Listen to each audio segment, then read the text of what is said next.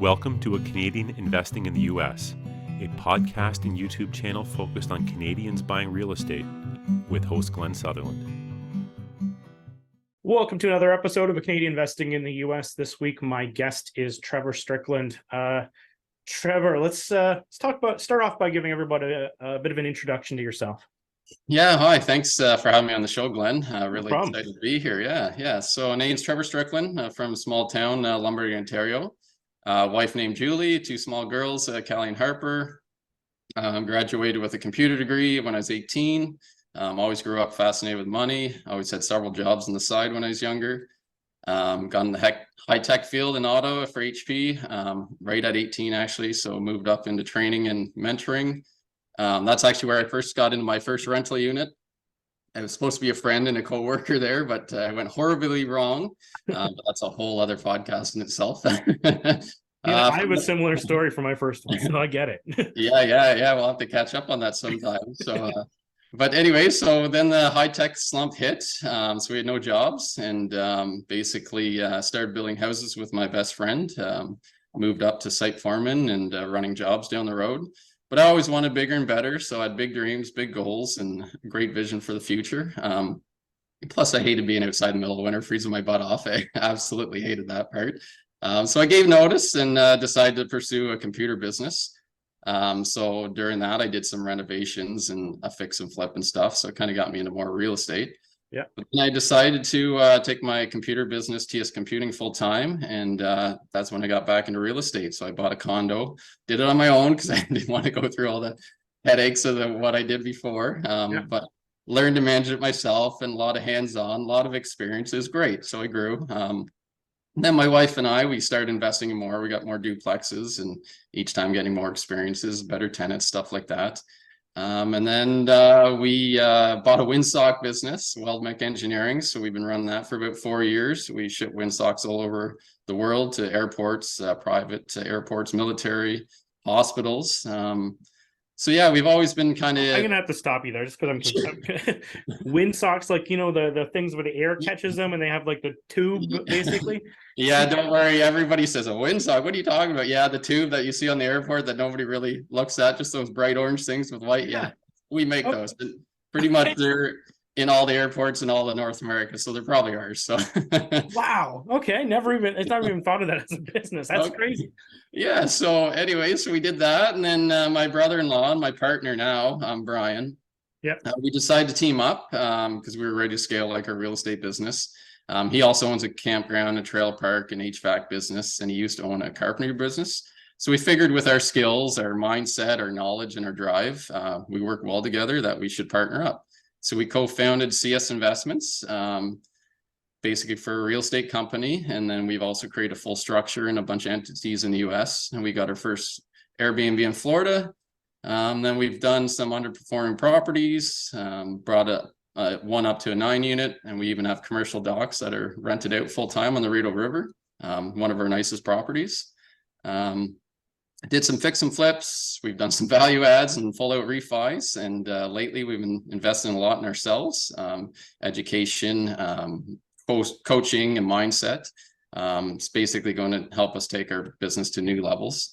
And we've done bought a laundromat and a commercial building in Belleville, and we're building that business up. So we've got lots on the go, and that's just a brief summary. I could talk for hours, but yeah, there's so much there. Like even like we get on the conversation of like Airbnbs in Florida, like the laundry. Well, that was really I saw you when we were talking. I put a post out on Facebook said, yes. Hey, what other businesses are what people doing besides real estate, right? And yes, they said the laundry business, and I was just like, whoa. And now I hear commercial docks too. I want to talk about that too, because I think that's so interesting. So I'm thinking we go down the path and we because there's so much we could talk about. We might have to have you come back like a couple times. Yeah, but absolutely. Just like maybe businesses that complement your real estate business, like, which is kind of cool, right? Because it makes a lot of sense. So let's maybe start down the laundry business, because it's a little interesting. Is it like because personally, whenever I saw that post, I was like, isn't more and more people getting laundry in their buildings? But the more I asked other people about it, it is a growing business. And I was like, Really? And but educate me, help me out. Yeah, absolutely. So this goes back to like Brian and I, my partner, talking. We always thought of like, what could we invest in that's passive? So we thought like, we've looked into car washes, storage, laundromats. So we started looking around the Kingston area where we're from for laundromats. But it's a tough business because there's not really any financials on it, because most of the time it's a cash business. So most time people are taking the cash and just pocketing and doing whatever.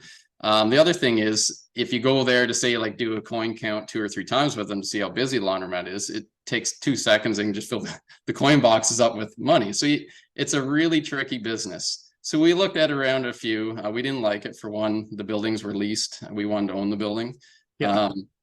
So anyways, long story short, we found this ad on Kijiji. It said that it was the owner owned the building, the laundromat. So we set up an appointment. We thought we were reaching out to the realtor, but when we got there, we were with the owner. So we had a great chat, met the guy. He was really well known in Belleville, had a lot of multifamily buildings, had a funeral home. So we got to know him on a personal level. He got to know us, everything, all we've done, experience. So we trusted his financial, and he was very by the book. So he didn't even take a penny cash from the business. It was all recorded. It was awesome. So that's how we got into it. We had a great discussion with him. He liked it. We asked for TB. He took it. So yeah, we got on the ground. He took a VTB on it, like a seller financing. He did, yes, it was awesome. So I think we just made a good connection with him. He liked us. We both had good personalities, and he saw our drive to everything we were doing and everything we want to do. So we went back a few times. We told him our plan, what we had for what we want to do the laundromat. Because it was older, it was dated.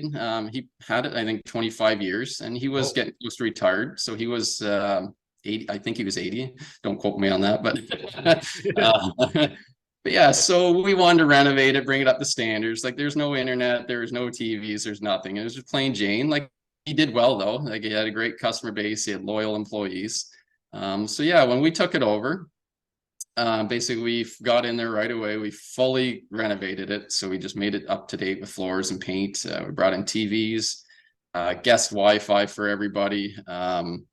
We also brought in a vending machine on site. So there's chips and chocolate bars, there's soap products, the candy, which is a huge hit. Like, everybody loves that because they're waiting there, right? They have nothing else to do. Yeah. So they're watching TV, they're grabbing some candy, they're eating away and on their phones on the internet. And yeah, we kind of redid the wash and fold area with like a nice little counter and a roll down door, just to make it more professional. People coming in, so they're not in both units, right? Because we have a little doorway where it goes into the wash and fold for staff. Yeah. So all the staff stayed on. They were nervous at first because they were there so long, but they love it. We implemented like a new computer system. Everything was done by hand before, so we brought that to a new level. It makes it easier for them because they used to have pieces of paper everywhere. I mean, writing down wash and fold here, customer's name, their address. Now it's just in a system. It's simple, one click, no paperwork. And then, yeah, so we kind of just tried to build up the business. Like, we spent a lot of times listening to podcasts, reading about laundromats, what works, what doesn't work. So we kind of took that. We didn't really have any experience, but we just took what we self-learned, self-taught. Yeah. And yeah, tried to take the business to another level. And then we also, last March, we added in pickup and delivery to our laundromats, because not a lot of people are doing that around here in Canada. It's huge in the States. But yeah, so we thought we're in a niche market here in Belleville.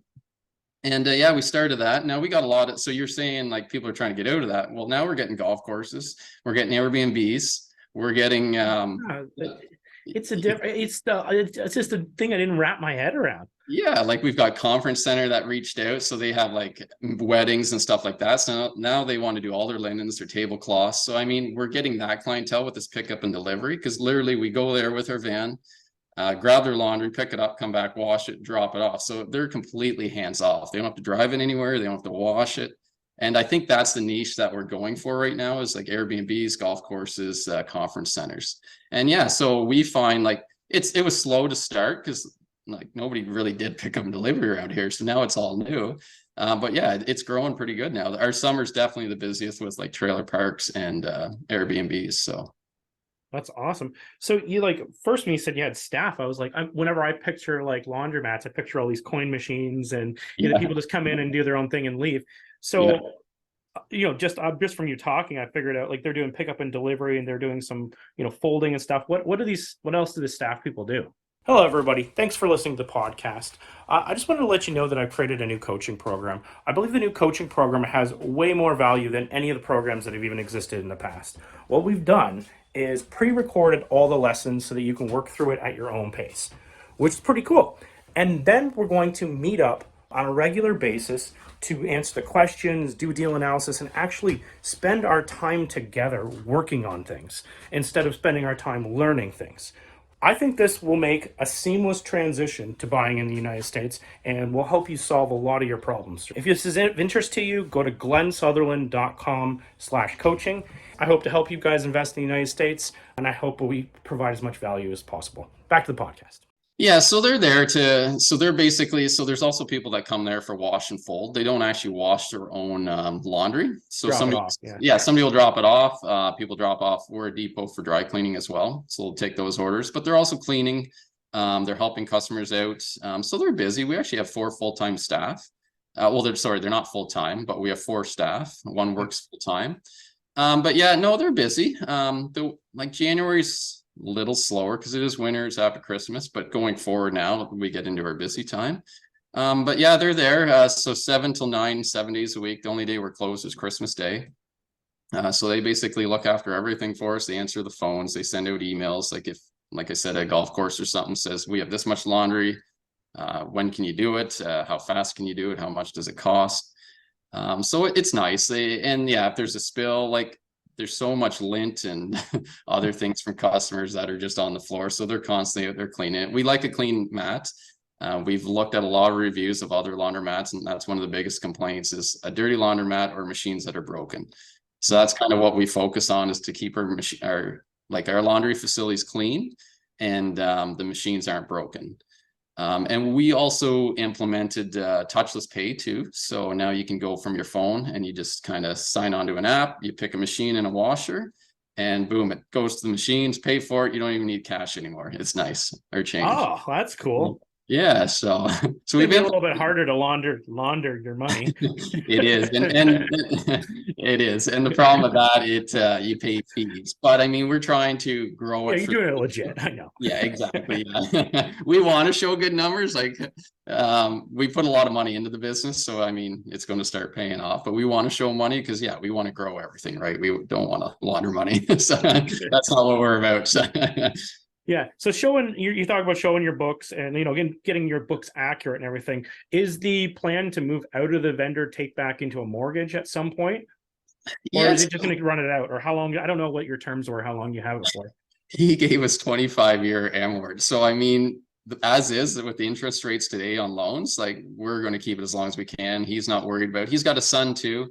So he said, even if something not to sound bad, like if he passed away or something, his son's willing to take it over. So we got really good terms. We still reach out to him once in a while. Like, he's a good guy to ask guidance for. Like I said, he had several multifamily businesses in Belleville, and he had a snowplow business. He had a funeral business. So he's a really good guy, good mentor. So it was a really good connection to meet him. And so I've heard about people when they do like a business inside of a building that they kind of separate the two, or do you put it together? Because I've heard both ways. Like, for instance, some people will do their have the business rent from the building, and then so that there will be 2 companies, and then they file taxes separately, and then it'll actually show a long-term loan. And that mostly or long-term tenant. But that's mostly if you want to do a loan. So you may not need to do that if you're if you're sticking with the VTB. I was just curious how you structure that. Yeah, so we just put the property and the business in a corporation. We kept it together. It was just easier with the VTB. And like you said, we don't plan on going for a loan, maybe in 10 years to refi it or buy them out or something if we can get some appreciation out of the building. That is our plan. But right now, we don't need to. We just did it all in one. And what really caught our eye to this laundromat, again, was the owner, the financials, but it was also a corner lot on Highway 2. There's a backyard too. So even if something happened with laundry, say 10 years down the road, we could probably flatten and build like a multifamily building there. So we had like a long-term goal, not saying that we're going to do that, but if something ever happened, like you said, if there's laundry in every apartment building going forward, we have an option. So It doesn't sound like that's an issue though, like because you've pivoted so that you can get the commercial business and the Airbnb business, and there's a lot of it's one thing I just didn't even think of, right? Like that it is a growing in, it's shrinking in one demographic and growing in a different one, right? So that you're attracting different people, but it's I just didn't think wide enough with my mind on it. Yeah, I don't think we really knew either. Like until you do it, you can listen to 100 different podcasts, and like until you do it, you don't experience it. So now that we're in it, we can see the potential. And I think if we keep growing our pickup and delivery, I think that's where it's going to be at for us. I think that's where we can really grow it. Last summer, we had so much customers coming in and so much pickup and delivery. All our washers were full and all our dryers were full. We couldn't put any more machines together. So some people would come in, they'd have to wait half an hour for a washer or dryer. It was awesome. So is there room to add more, like to keep them going? There is. So there's different sizes of laundries. So we have like 20 pounders, 30 pounders, but our biggest are 40 pounders. They're the biggest hits, but they're very expensive. So as older machines we only have 4 older machines now. They're getting end of life. So we're probably going to put even bigger, like 60-pound machines in. Bigger the better, it seems. And then, so sometimes somebody will come in, they have to spread their laundry between like 2 or 3 different machines because it won't fit in one of the 20 pounders if all the 40s are taken. So if we had a 60, they could just throw it all in one machine. So that saved 2 other machines. So that's our plan down the road as we phase them out. Right now, it's not like that all the time, but I mean, there is sometimes in the summer we get like that. But I mean, that's a good problem to have. If we're always full, then absolutely we'll be adding more. Yeah, no kidding. I love it. Before we switch to commercial docks, because that was interesting to me too. Anything else I should have asked you about, like laundry or running this that you hadn't? Anything like that would help if anyone was interested in this? Or yeah, they can definitely reach out. I'll give you my contact at the end, but definitely we'll give the contact at the end. Is there anything else like that I should have asked you about, like laundry? Anything that more interesting? I may not have asked the right questions because I honestly have never done a laundry business. Yeah. So the other thing we implemented too is key fob access, which we don't think anybody's doing. So after the staff go home at 9 o'clock, so certain customers, we get them to fill out a form with different rules, regulations. We take a picture of their ID. So we give them a key fob. So at 9 o'clock, say the staff goes home, they can come anywhere between 9 at night to 7 in the morning till they unlock the doors. So the whole wash and fold is closed down. That's why we had the roll down door. So they can go in. We have cameras in there so they can do their laundry. Nobody's around. And if there's an emergency, they can call us, like there's a water leak, but they can go in, do their laundry, come out, shut the door. It's locked. Nobody can get in without a key fob. So they can do it 24/7. And yeah, we've had a lot of sign up and seems to be pretty popular. So yeah, and if they damage the place, you have their ID, you have video of them, and the key fob will tell you who came in. Exactly. And we have an alarm system in the other area. So if they try and break in the wash and fold or anything, the alarm will go off right away. The police will come. So yeah, we have 100% camera. So that's kind of neat. We didn't know how that would work, but lots of people are signing up, like people that work shift work or military, police officers. So yeah, so it's just, we're trying to grab from every avenue that we can. We'd rather open 24/7. And we even thought, like, if we do get too busy, the staff at night, we can maybe hire a night staff and do all the wash and fold and the pickup laundry during the night hours when it's not so busy. So we do have a few ideas when we get busy. And yeah, hopefully we get to that point someday. My last question before we switch to the commercial docs. So do you have like just you have your employees like doing pickup and delivery? Do you just get them, at least probably at this point, you just pay them kilometers and they use their own vehicles? No, so we actually bought an older, like a Nissan NV200 van. We fully wrapped it with our logo. It's pretty nice, actually. Awesome. So we put it right on the corner of the highway so everybody driving by can see it. So no, we just pay her regular hours. She uses our van, our credit card. And it's easier that way. Like the van's really good on gas. So that's awesome. For us, I think it's a small price to pay to get our name out there and get everybody to our laundromat. And if you sign up with our pickup and delivery, we also give you a free bag. There's like a small size and a big size, and it has all easy laundry on it with our phone number. So we're getting free advertising that way as well. And customers like it. They get a free bag. So I totally agree. Whenever I was in finished college, I used to have a screen printing shop. So we like did silk screening and direct garment printing and all that stuff. And So I did have a business life before this real estate thing as well. Okay. But the same thing, whenever we had all the bags printed, and I still have boxes of them in my garage. Whenever you ship shirts or other stuff, or drop them off for like a sports team, you give them the bag, and you go to the grocery store and you see your bags here and there. And it's just awesome. Exactly. Yeah. The funny thing about that too, when we're in the laundromat, so we go once in a while, just check up on it or fix machines, but you'll see like a bag from another laundromat. So you go talk to them like, oh, I see you use that other laundromat. Yeah, but yours is way nicer. It's cleaner. I'm like, oh, here's a free bag. Yeah, take that over the other Benton laundromat. Yeah, thank you. So yeah, we appreciate it. Cool. So we'll switch gears a little bit now. Commercial dock. So how does that work? Do you have the building that like is beside the dock, or do you just buy the dock space? Tell me about docks. I'm like, I just recorded a podcast a couple days ago about houseboats, and I'm like, this is as Airbnbs, and I'm like, this boat thing is very interesting. Yeah, so actually one of the 9-unit building that we have right now, when we bought it, it was vacant. We got a smoking price on it. Again, we got the owner, we got a vendor take back on his as well. So we ended up fixing it up, and yeah, so we turned it to basically 9 units there. So we just kind of renovated those. Got all the 9 units. They're all renovated, but across the road, yes. So there's a highway in the middle, and across the road, there was another parcel that was tied to this property, and it was all on the Rideau River, right in a small town called Rideau Ferry. It was awesome. So we bought that with the property. So we got all the permits from Park Canada. We reached out to them to see what we could do, and yeah, we could do a pile of 40-foot docks with dock space there. So we got all the permits approved. So we thought, like, why not? Like, let's rent this out for boats and everything. And we had the idea of renting out boats ourselves, but we're just so busy with everything else going on. We figured, well, let's just rent the slips out.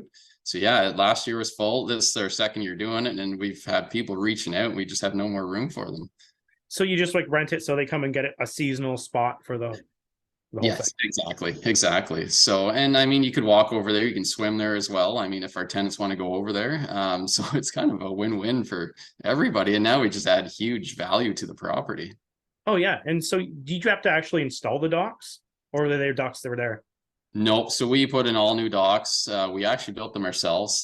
Brian has a aluminum welder, so we researched and we built our own docks, and they stay in there permanently throughout the winter. And yeah, they're solid commercial aluminum docks, and yeah, they're brand spanking new. And we have 50 feet of shore dock as well, so people can sit there with chairs and coolers and whatever else. Beautiful view. And normally across the street, or like across the river, there's a restaurant there, and they have live bands and stuff in the summer, so you can sit right on the dock. That's an incredible spot then. Yeah, they can walk across too and go for like a beer or lunch or supper at a nice fancy restaurant. There's a little convenience and ice cream. Like, it's a perfect area.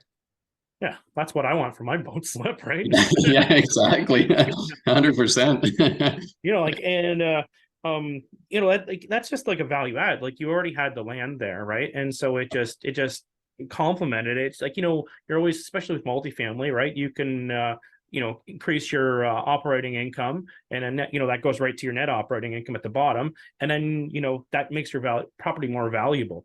Exactly. Now that you have like done this for a while and you have it on your books as a big value add, is there an intention to no, you have a vendor take back in, you don't need to refi. I'm always in refi mode, like build the value, refinance the property, strip it out, do it again. That's no, it's funny that you mentioned that. This one had a 3-year vendor take back, so it's coming due this July. So yes, we're actually in the process of refining right now. So now we're showing all the value with the docks and 9 units. We're all at market rents. So, I mean, we have a huge opportunity there. Our appraisal came back way higher than what we bought it for. So yeah, no, we're in talks right now to do a refi. So yeah. 100%. Do they count like, dock income the same way as just renting a suite, like the same, or they have a different way of doing it? I'm not sure. Yeah, no, they did. They wanted it. So we had to provide all like our written agreements for all the people that were renting our dock slips. So they did include that, yes, in their underwriting. Yeah. They wanted to make sure that obviously we had no gas or pump outs, so like any insurance issues, which we don't. There's no electricity. So it's strictly only just people renting out their slips. So no pump outs, no gas, no electricity. And yeah, no, they took the income. They like it. So they said we have a separate marine policy as well. So we're fully insured on it. We had all the permits from Parks Canada. So yeah, no, they're good to take the income from the docks. And price wise, how do they compare to like putting your boat in a marina? We're about the same, to be honest. Okay. Yeah, because I think it's our location. Yeah, your location's sweet. So it's a lot smaller than a large size marina. So there's parking. You got the dock to sit on the shore. Yeah, you can see the restaurants right there. You can listen to a live band. And yeah, it's just not hectic busy. Like it's in a nice little bay. So it's not windy. It's not wavy there. So it's like a private little quiet bay. So we definitely, yeah, very lucky to have that bay. It's nice. that's awesome. So no, I love these sort of things. And I really like the idea of getting these businesses that either add value to your current business or complement your existing business. Like I've heard some people talking about like purchasing like HVAC companies because they use HVAC companies all the time. So on both sides, right? So what's the future with this? You've got a laundry one, your commercial dock, an Airbnb, fix and flip some burrs. Where do you plan on going next? Yeah, so we're in, like I said, we're investing in some courses now. So we're looking to scale into larger multifamily in the US. We're actually doing like a course boots on the ground in Cleveland, Ohio, coming up in June. So yeah, we're just looking to scale into larger multifamily, whether North America, some Airbnbs, and we're still looking at like self-storage, laundromats, and even car washes. So I mean, those seem to be more passive than the real estate for sure, as you know, dealing with tenants and everything. And yeah, so it's just it's a different kind of work, but sometimes there's no landlord and tenant board or nothing like that. So Awesome. so that's kind of what we're looking to scale to. I love it. Trevor, if people wanted to get a hold of you or track you down, how'd they do so? Yeah, so I'm on all the socials pretty much. So Facebook under Trevor G. Strickland. I'm on LinkedIn, Instagram. You can email me at trevor@csinvestments.ca, and you can also visit that website, our business, which is csinvestments.ca. Awesome. I love it. This is exciting stuff. I'm fired up. I'm gonna go buy a marina or some boat slips. Yeah, there we go. A laundromat. I'm like, I don't know. It's one of those things that I think there's a lot of potential here. I love it. And that's how we I don't know. I think we just want to try everything, right? Just see, hey, what works for us? What can we do with these businesses and where can we take them to? And I think, we're not afraid. We're just jumping right in. So love it. Well, thank you for coming on the show, Trevor. You definitely added value to me, and I'm sure you added value to a lot of people listening to this. Well, thank you. I appreciate you having me. This has been great.